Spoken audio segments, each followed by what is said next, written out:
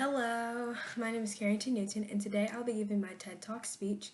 I am currently in 7th grade and attend Summit Christian Academy located in Lee Summit, Missouri.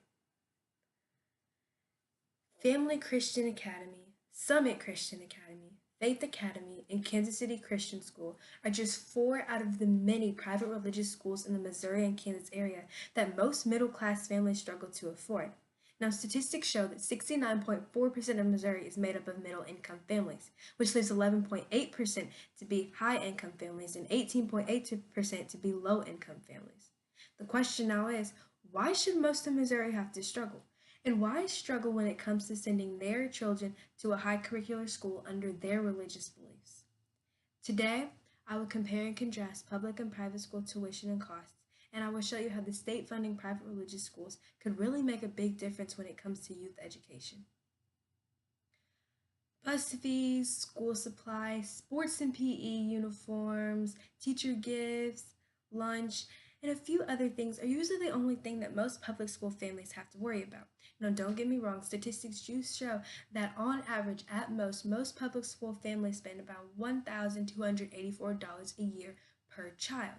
Now, remember, they are being funded by the state. When we look at private religious schools, it's a whole different ballgame. When we just look at our tuition alone, we are spending on average $10,740 a year per child, and that price may vary based on the school that you go to. But don't worry, that can be fixed. So we know it's about $10,740 on average for a kid to go to a private religious school. Now imagine if the state was not to fund a private religious school wholly, but only to fund us halfway.